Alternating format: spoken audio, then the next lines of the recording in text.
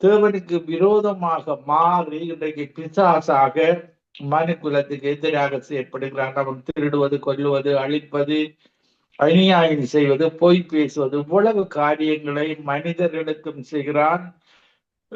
மனிதர்கள் எல்லாருக்கும் செய்கிறவனாக யாரை விழுங்கலாம் என்று சொல்லி 24 மணி நேரமும் மனிதனை தேடி கொண்டிருக்கிறான். பாவத்துக்கு இடம் கொடுக்கும் பொழுது அவர்களுடைய வீடுகளில் வந்து வாசற்படியில படுத்து பாவ கயிறுகளாக உங்களை கட்டி அடிமைப்படுத்தி இறுதியாக உங்களை நரகத்துக்கு பாதாளத்துக்கு இழுத்து செல்கிறவனாக இருக்கிறான். அடிமைத்தன ஆவியை தருவான்.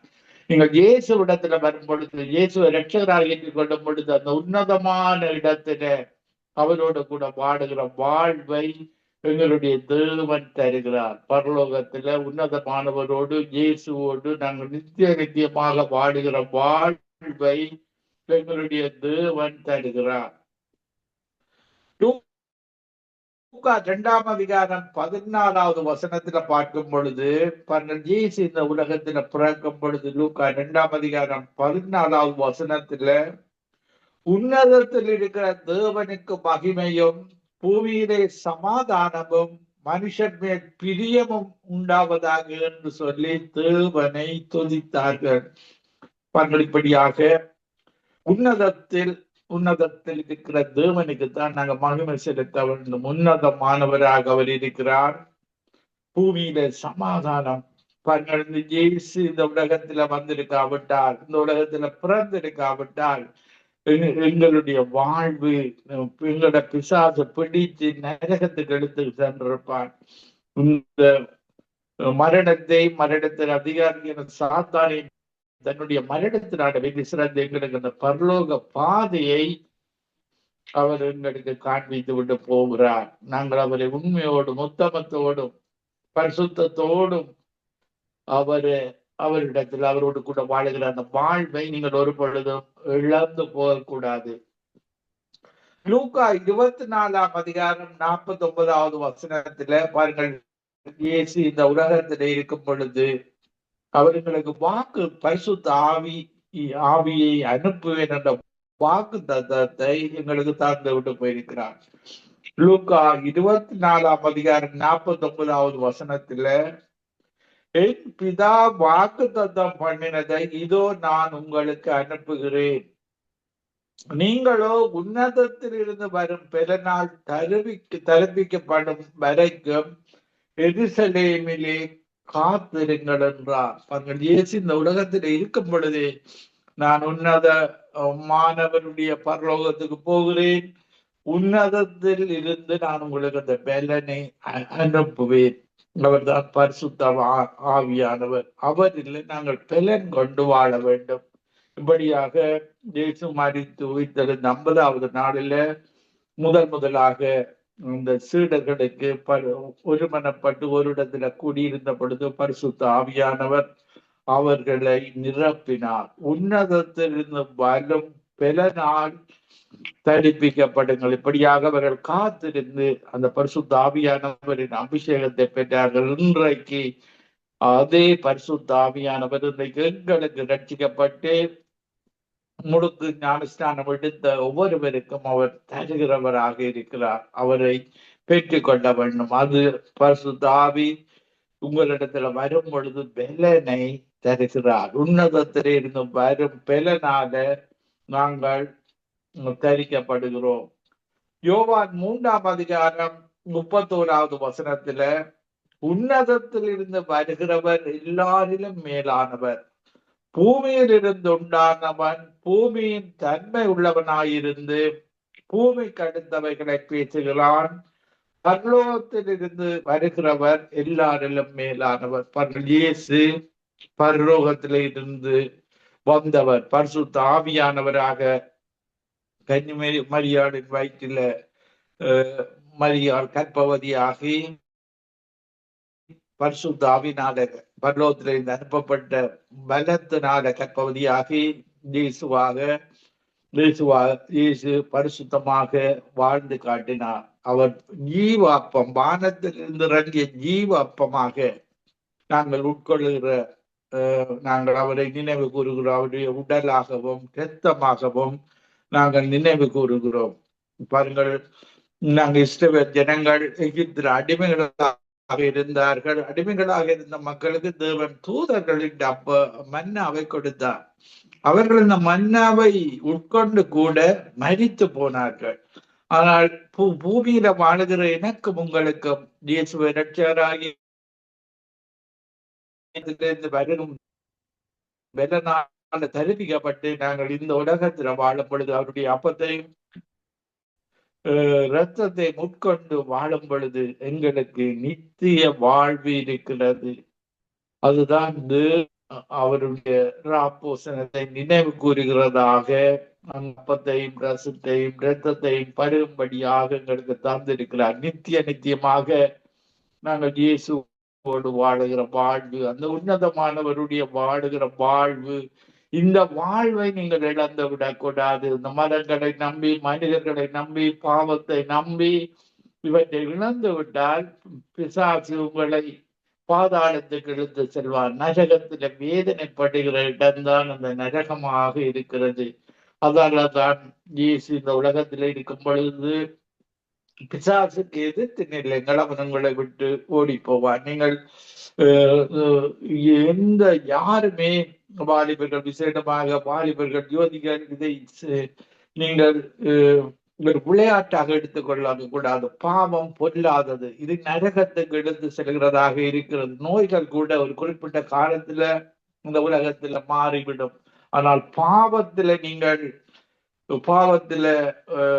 விழுவீர்களாக இருந்தால், தொடர்ந்து பாவத்துல வாழுவீர்களாக இருந்தால், பாருங்கள், பிசாசு உங்களை அடிமைப்படுத்தி விடுவான். விபச்சாரம், தேசித்தனம், குடிப்பழக்கம். ஒரு மனிதன் குடிப்பழக்கத்துல இருந்தால் பிசாசு அவனை பாதிப்பது மட்டுமல்லாமல் அவனுடைய குடும்பம் அனைவரையும் பாதித்து அப்படியே நரகத்துக்கு எடுத்து செல்கிறவனாக இருக்கிறான். இந்த உலகத்திலே நீங்கள் கஷ்டப்பட வேண்டும். அதன் பின்பு மறுமையில நித்திய நிந்தையில பிசாசோடு வாழுகிற வாழ்வு, இந்த வாழ்வுக்கு நீங்கள் பிசாசுக்கு இடம் கொடுக்காமல் வாழ வேண்டும். பாருங்கள், யோசேப்பை பார்க்கும் பொழுது ஒரு பாவம் செய்கிற சந்தர்ப்பம் வரும் பொழுது தேவனுக்கு விரோதமாக நீங்கள் செயற்படுகிறீர்கள். பாவம் செய்யும் பொழுது அவன் யோசேப்பு சொல்லுகிறான், தேவனுக்கு விரோதமாக நான் எப்படி பாவம் செய்வது எப்படி என்ற ஒரு உணர்வோடு வாழ்ந்தான்.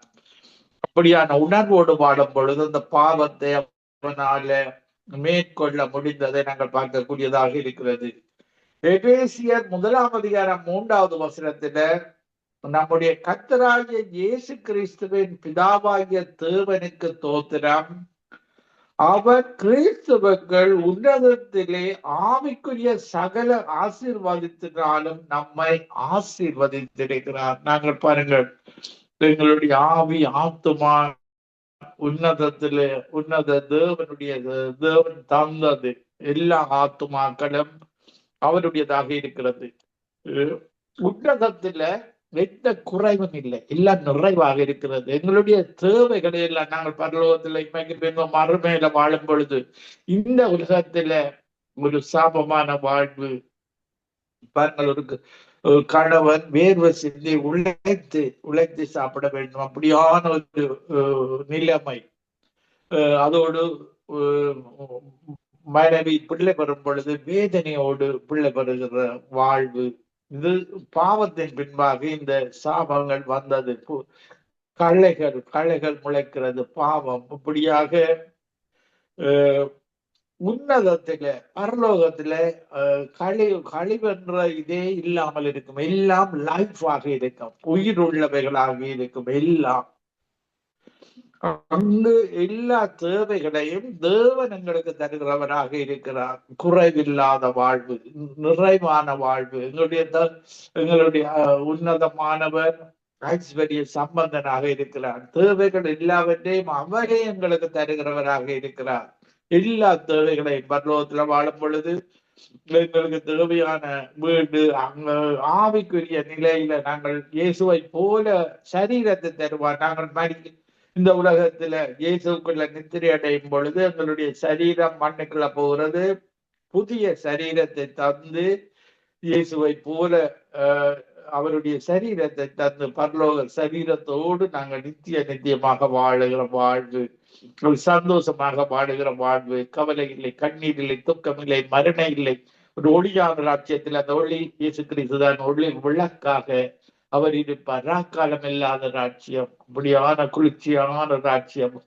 இப்படியான ராஜ்யத்துல நித்தியமா வாழுகிற வாழ்வு. இந்த உலகத்துல 80 120 வயசு வரைக்கும் தான் மனிதனால வாழ முடியும்.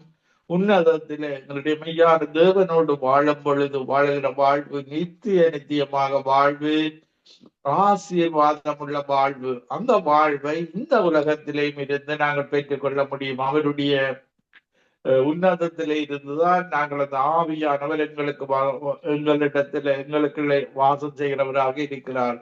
1 பேதுரு 1:12 சொல்லுகிறது, பரலோகத்திலே இருந்து அனுப்பப்பட்ட பரிசுத்த ஆவியானவராக நாங்கள் நிரப்பப்பட்டிருக்கிறோம். அவர் எங்களுக்கு பலனை தந்து எங்களை வழிநடத்துகிறவராக இருக்கிறார். பாருங்கள், இயேசுதான் பரிசுத்த ஆவியானவர். அவர் பிலிப்பியர் 4:13 சொல்லுகிறது, என்னை பலப்படுத்துகிற இயேசு கிறிஸ்துவினால எல்லாம் செய்ய பலன் உண்டு. பலனை தருவார், ஞானத்தை தருவார், புத்தியை தருவார், அறிவை தருவார்.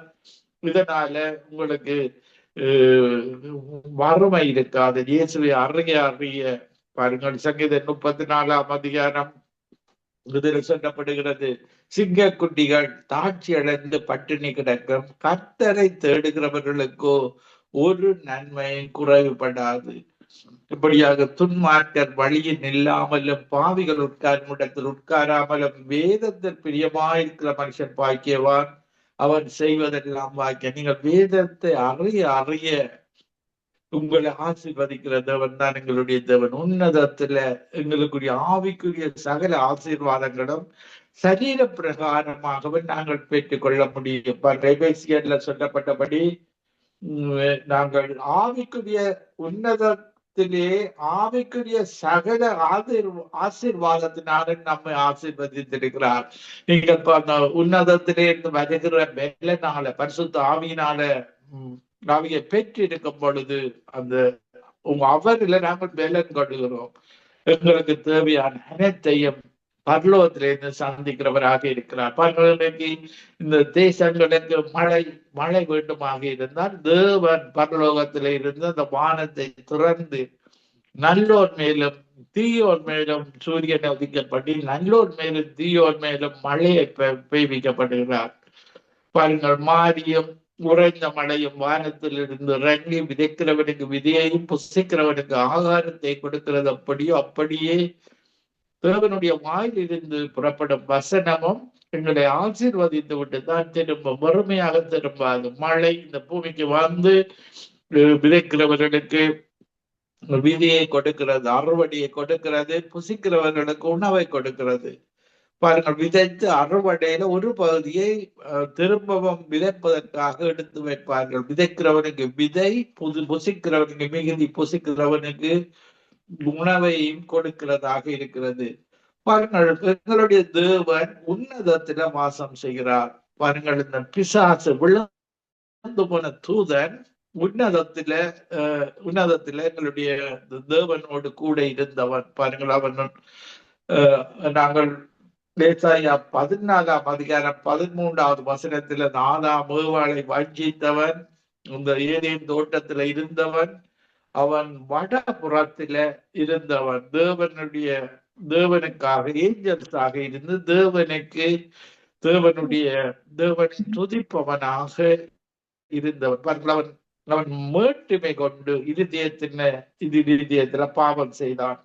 ஏசாயா 14:13 நான் வானத்துக்கு ஏறுவேன், தேவனுடைய நட்சத்திரங்களுக்கு மேலாக என் சிங்காசனத்தை உயர்த்துவேன், வடபுறங்களில் உள்ள ஆராதனை கூட்டத்தில் பர்வதத்தில் வீற்றிருப்பேன் என்றும், நான் மேகங்களுக்கு மேலாக உன்னதங்களில் ஏறுவேன். எங்களுடைய உன்னதமானவர், எங்களுடைய தேவனுக்கு மேலாக உன்னதங்களில் ஏறுவேன், உன்னதமானவருக்கு ஒப்பாவேன் என்றும் நீ என் இருதயத்தில் சொன்னாய். இப்படியாக பிசாசு அந்த ஏஞ்சல் சிந்தித்ததன் நிமித்தம் அவன் விழுந்து போனான். ஏசாயா 14 அதிகாரம் 15 ஆனாலும் நீ ஆகாதமான பாதாளத்திலே தள்ளுண்டு போனாய். இப்படியாக தேவனுக்கு விரோதமாக செயற்பட்ட சிந்தித்த இருதயத்தில சிந்தைகளை அடைகிற தேவனாக இருக்கிறார். நாங்களும் ஒரு பாவத்தை சிந்திக்கும் பொழுது அது தேவன் அறைகிறவராக இருக்கிறார். பாருங்கள், பழைய ஏற்பாட்டு காலத்துல நாங்கள் பாவம் செய்யும் பொழுதுதான் அது பாவமாக இருக்கிறது. ஆனால் புதிய ஏற்பாட்டில ஒரு ஸ்திரியை இச்சையோடு பார்க்கும் பொழுதும் அது பாவம் என்று இயேசு எங்களுக்கு கட்டளையாக கற்பித்து தந்திருக்கிறார். சங்கீதம் 91 அதிகாரம் 1 பார்க்கும் பொழுது, சங்கீதம் 91 அதிகாரத்துல உன்னதமானவரின் மறைவில் இருக்கிறவன் சர்வ வல்லவருடைய நிழலில் தங்குவான். நாங்கள் உன்னதமானவருடைய தேவனுடைய மறைவில இருக்க வேண்டும். அவருடைய நிழல் எங்களை காக்க வேண்டும். பாருங்கள், யோசுவா சொல்லுகிறான், அந்த பெலிஸ்தியர் தேவனுக்கு விரோதமான தேவன் நீதி உள்ள தேவனாக இருக்கிறார். பாருங்கள், எல்லாருக்கும் உதவி செய்கிறவராக இருக்கிறார். ஆனால் அக்கிரமங்கள் அதிகரிக்கும் பொழுது அவர் ஒரு நாள் நீதி செய்கிறவராக இருக்கிறார். பாருங்கள், இப்படியாக யோசுவா சொல்லுகிறான், அவருடைய நிழல் அவர்களோடு கூட இருந்த நிழல் இப்பொழுது எங்களோடு இருக்கிறது, யோசுவாவோடு இருக்கிறது. அந்த தேசத்தை இலகுவாக நாங்கள் பிடித்துக் கொள்ளலாம். பாருங்கள், தேவனை நீங்கள் நன்கு அறிந்தீர்களாக இருந்தால் அவருடைய நன்மைகளை நீங்கள் பெற்றுக் கொள்ள முடியும். தீமை செய்கிறவனுக்கு எதிர்த்து நிற்கும் பொழுது அவருடைய சகல நன்மைகளை நாங்கள் பெற்றுக் கொள்ளக்கூடியதாக இருக்கும். அவருடைய நிழல் எங்களோடு இருக்கும். சத்துரு பாதுகாப்பு எங்களுடைய உன்னதமானவருடைய பாதுகாப்பு எங்களுக்கு இருக்கும். அடைக்கலம் எங்களுக்கு இருக்கும். சங்கீதம் 91 அதிகாரம் 9 எனக்கு அடக்கலமாயிருக்கிற உன்னதமான கர்த்தரை உனக்கு தாவரமாக்கி கொண்டாய். அப்ப எங்களுக்கு பொல்லாப்பு நேரிடாது, வாதையின் கூடாரத்தை அணுகாது. எங்களுடைய உன்னதமானவர் எங்களை பாதுகாக்கிறவராக இருக்கிறார். பாருங்கள், இந்த சங்கீதம் 91 உங்களுக்கு கஷ்டங்கள் வரும் பொழுது, துன்பங்களும் வரும் பொழுது அந்த வசனத்தை தியானித்து நோய்கள் வரும் பொழுது நான் சிறகின் உன்னதமானவருடைய சிறகின் மறைவில் நான் இருக்கிறேன். பாருங்கள், பருந்து வரும் எங்களுடைய நாடுகளில கோழி குஞ்சுகளை பிடிக்க பருந்து பிசாசாக வருவான். பாருங்கள், அந்த குஞ்சுகள் எல்லாம் தாயினுடைய செட்டைகள் சிறகுகளின் கீழே ஒளிந்து கொள்ளும். பாருங்கள், அது சிறகுகளால மூடி பாதுகாக்க. அதே போலதான் எங்களுடைய தேவனுடைய சிறகுகளுக்கு கீழே, அந்த உன்னதமானவருடைய சிறகுகளுக்கு கீழே நாங்கள் போய்விட வேண்டும். உன்னதமானவரின் மறைவில் இருக்கிறவன் சர்வ வல்லவருடைய நிலையில் தங்குவான். எனக்கு அடைக்கலமாய் இருக்கிற உன்னதமான கர்த்தரை உனக்கு தாவரமாய் கொண்டாய். இந்த ஒன்றால் அமைத்தவன் தான் உன்னதமானவர். அவரை நாங்கள் தாவரமாக கற்றுக்கொள்ளும் பொழுது எங்களுக்கு இந்த பாதை நேரிடாது, நோய்கள் வராது. பாருங்கள், எங்கள் ஆபத்து காலத்தில் அவர் சொல்லுகிறார், என்னை நோக்கி கூப்பிட்டு நான் உன்னை விடுவிப்பேன். நீங்கள் வசனத்தை உங்களுக்கு வசனத்தை சொல்லி இந்த வசனத்துல இப்படி சொல்லி இருக்கிறேன், நான் உம்முடைய மகன், உன்னதமானவருடைய மகன், எனக்கு நீ உதவி செய்ததான் செய்தே வேண்டும். நான் மகனாக அப்பா இந்த உலகத்தை அவர் சொன்ன வசனத்தின்படி உலகத்து அப்பாக்கள் தங்கள் பிள்ளைகளுக்கு நல்ல ஈவுகளை கொடுக்கிறார்கள். பரமபிதா நீர் உன்னதமானவர், எனக்கு நிச்சயமாக தருவீர். அவரை விட்டு விடக்கூடாது. அந்த ஆசீர்வாதத்தை அவரை யாக்கோபு போராடி பெற்றது போல நீர் என்னை ஆசீர்வதித்தாலுடைய நான் உண்மை விடமாட்டேன் என்று அவன் போராடி ஜபித்த பொழுது அவனை ஆசீர்வதித்ததை நாங்கள் பார்க்கக்கூடியதாக இருக்கிறது. இப்படியான தேவன் தான் எங்களுடைய தேவன்.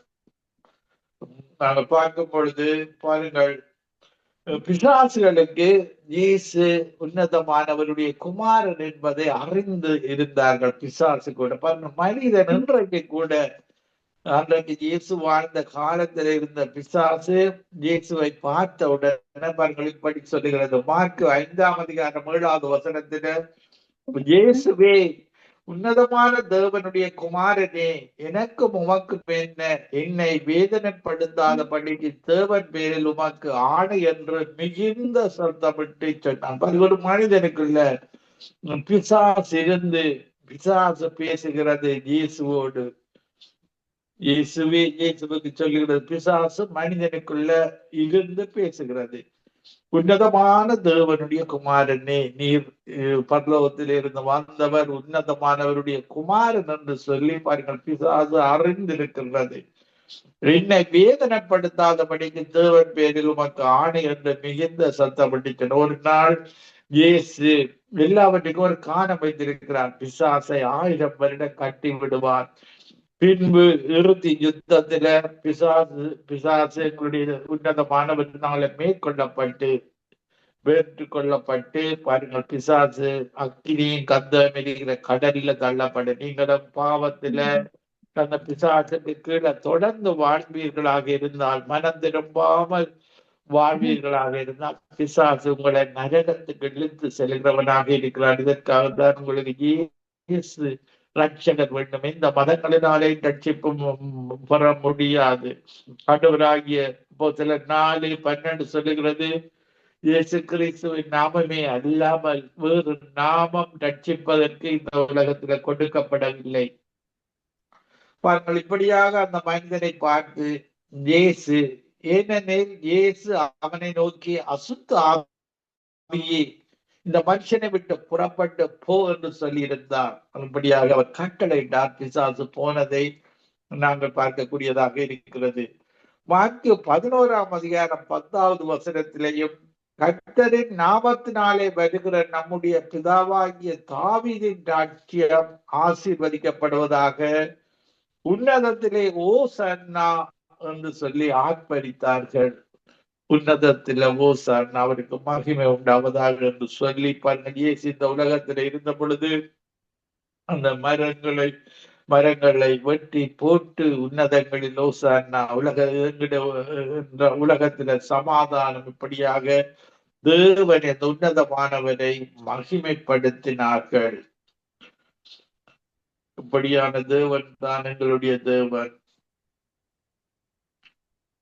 நாங்கள் சங்கீதம் 47ஆம் அதிகாரம் 2வது வசனத்துல பார்க்கும் பொழுது, உன்னதமானவராகிய கர்த்தர் பயங்கரமானவரும் பூமியின் மீதெங்கும் மகத்துவமான ராஜாவுமாய் இருக்கிறார். பாருங்கள், எங்களுடைய உன்னதமானவரை நாங்கள் எங்களுடைய அப்பாவாக, நாங்கள் மகனாக மாறிக்கொள்ள வேண்டும். பாருங்கள், இயேசு மரணத்தின் அதிகாரியான சாத்தானை மரணத்தினால ஜெயித்து எங்களை மகனாக மகளாக, எங்களை உன்னதமானவருடைய மகனாக மகளாக எங்களை தெரிந்தெடுத்திருக்கிறார். உன்னதத்துக்குரிய சகல ஆசீர்வாதங்களினாலும் எங்களை ஆசீர்வதித்திருக்கிறார். இப்படியான தேவன் தான் எங்களுடைய தேவன். சங்கீதம் 57ஆம் அதிகாரம் 2வது வசனத்திலேயும், எனக்காக யாவையும் செய்து முடிக்க போகிற தேவனாகிய உன்னதமான தேவனை நோக்கி கூப்பிடுவேன். நீங்கள் உன்னதமான தேவனை கூப்பிட வேண்டும். அவர்தான் எங்களுடைய அப்பாவாக இருக்கிறார். சங்கீதம் 71ஆம் அதிகாரம் 19வது வசனத்திலே, தேவனே உம்முடைய நீதி உன்னதமானது, பெரிதானவைகளை நீர் செய்தீர். தேவனே உமக்கு நிகரானவர் யார்? எங்களுடைய தேவனுக்கு நிகராக யாரும் இல்லை. எந்த மதங்களும் அவருக்கு நிகராக இருந்தால், தேவாதி தேவனாக கர்த்தாதி கர்த்தராக அவர் இருக்கிறார். ஜீவ வழியை தந்திருக்கிறார். நீதிமொழிகள் 15ஆம் அதிகாரம் 24வது வசனத்திலேயும், கீழான பாதாளத்தை விட்டு விலகும்படி விவேகிக்கு ஜீவ வழியானது உன்னதத்தை நோக்கும் வழியாகும். நாங்கள் வாழப்போகிற வாழ்வு நீதியான வழியாக இருக்கு. நான் ஒரு சிறிய பாடலை பாடி உங்களுக்காக ஜெபிக்கிறேன். உன்னத தேவனும் உன்னுடன் இருக்க உள்ளமே கலங்காதே. உன்னத தேவன் உன்னுடன் இருக்க உள்ளமே கலங்காதே. அவர் நல்லவரே, என்றும் வல்லவரே, நன்மைகள் குறையாதே. அவர் நல்லவரே, என்றும் வல்லவரே, நன்மைகள் குறையாதே. பாவத்தில் இருந்த உன்னை பரிசுத்தமாக்கினாரே, தாழ்மையில் கிடந்த உன்னை தம் தயவா தூக்கினாரே. உன்னத தேவன் உன்னுடன் இருக்க உள்ளமே கலங்காதே. அந்நாளில் தம் பாதம் அமர்ந்த நாளின் ஜெபம் கேட்டார். அநாதையாய் திரிந்த அந்த ஆகாரின் ஜெபம் கேட்டார். உன்னத தேவன் உன்னுடன் இருக்க உள்ளமே கலங்காதே. இயேசு உன் முன் நடந்தார், யோர்தானை கடந்திடலாம். விசுவாசம் உனக்கிருந்தால் அந்த எரிகோவை தகர்த்திடலாம். இயேசு உன் முன் நடந்தார், நீ யோர்தானை கடந்திடலாம். விசுவாசம் உனக்கிருந்தால் அந்த எரிகோவை தகர்த்திடலாம். உன்னத தேவன் உன்னுடன் இருக்க உள்ளமே கலங்காதே. ஆமாண்டவரே, உன்னதமானவரே, அப்பத்தை கேட்டால் கல்லை கொடுப்பேனா, மீனை கேட்டால் பாம்பை கொடுப்பேனா, முட்டையை கேட்டால் தேளை கொடுப்பேனா. பொல்லாதவர்களாகி இந்த உலகத்து அப்பாக்கள் தங்கள் பிள்ளைகளுக்கு நல்ல ஈவுகளை கொடுக்கும் பொழுது உன்னதமானவர் உன்னதத்திலே இருந்து வரும் பலனாலே தரிப்பிக்க பண்ணி அந்த பரிசுத்த ஆவியை இந்த நேரத்தில கொடுப்பது அதிக நிச்சயம் அல்லவா? ஆவியானவரே, இந்த நிகழ்ச்சியில் இணைந்து கொண்டிருக்கிறவர்கள், இந்த நிகழ்ச்சியை கேட்கிறவர்கள், மறுபை கேட்கிற ஒவ்வொருவரும் உடைய பரிசுத்த ஆவியின் அபிஷேகத்தினாலே இப்பொழுது நிரம்புவார்களாக. உச்சத்திலிருந்து உள்ளங்கால் வரைக்கும் பரிசுத்த ஆவியானவர் நிரப்புவீராக. In the name of Jesus, mighty name of Jesus, holy name of Jesus. உம்மால கூடாத காரியம் ஒன்றும் இல்லை. ஒவ்வொருவரை நிரப்பும், ஒருவரும் விட்டு விடக்கூடாது. உம்முடைய பிரசன்னத்தினால, உம்முடைய உன்னதத்தின் பலத்தினால ஒவ்வொருவரை நிரப்பி ஆசீர்வதிப்பீராக. இயேசு கிறிஸ்துவே வழியும் சத்தியமும் ஜீவனும் என்பதை ஒவ்வொரு மக்களும் அறிந்து கொள்ள இந்த கடைசி காலத்துல உதவி செய்வீராக. ஒவ்வொருவரையும் விழுந்து கொள்ளும் துதி கன மகிமை ஒன்றான் மித்தவராகி உமக்கை செலுத்தி ஆண்டவரின் திருமாய் இயேசு கிறிஸ்துவின் நாமத்தில் ஒவ்வொருவரையும் ஆசீர்வதித்து ஜெபிக்கிறேன். எங்களை எப்பொழுது நேசிக்கிற நல்ல பிதாவே. ஆமீன், ஆமீன், ஆமீன். ஆமேன், ஆமேன். அருமையான ஒரு வார்த்தையை கொடுத்தீர்கள். இன்றையுடைய சங்கீதமும் உன்னதமானவரின் அந்த அடைக்கலம் எங்களுக்கு கிடைக்கிறது போலவே அவர் சிஸ்டர் டாலியிடம் கேட்டிருந்தேன் சங்கீதம் 91 வாசிக்க சொல்லி. அதே போல நீங்கள் அவருடைய வார்த்தையும் உன்னதமானவரின் வார்த்தையை நன்றாக கொடுத்தீர்கள்.